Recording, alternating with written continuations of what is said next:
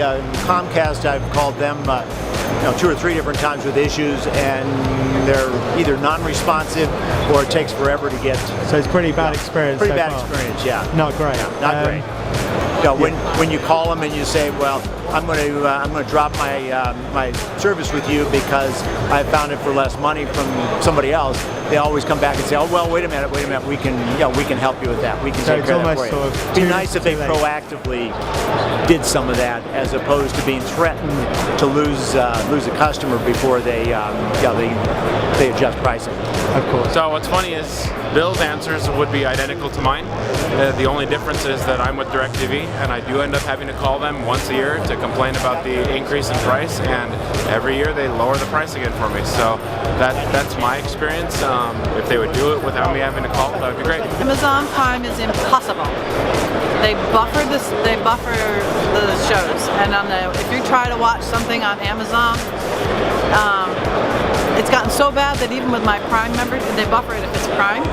And so I'll pay sometimes because there's something I really want to see and it's the only place I can find it. And then there's so many people trying to watch it that it just shuts down, and then you try again and then it shuts down, and then I finally give up, and then a couple days later I get an email from Amazon that says, oh, so sorry about your bad experience, we'll give you this credit, and then you try to use the credit and then it still doesn't work.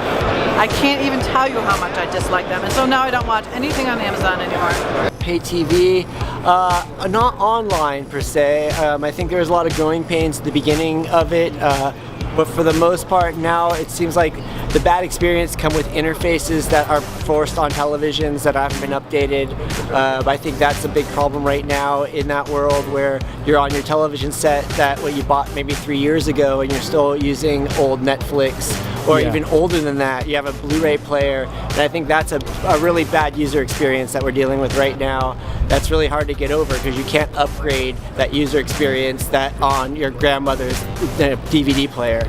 But it's a traditional cable provider, and actually it's not so much what they're broadcasting or anything. That's not the issue. It's that their set-top boxes are so slow. They have a legacy infrastructure, and so you even going to change a channel, there's the pause, there's the wait. You want to change 20 channels, you want to look at a guide, you got to wait for the guide to load. We've all become very used to these kind of devices, and so you expect things to be very quick and responsive, and yet you have a physical infrastructure of this massive thing sitting on your living room table, and it just doesn't hold up to what you expect today.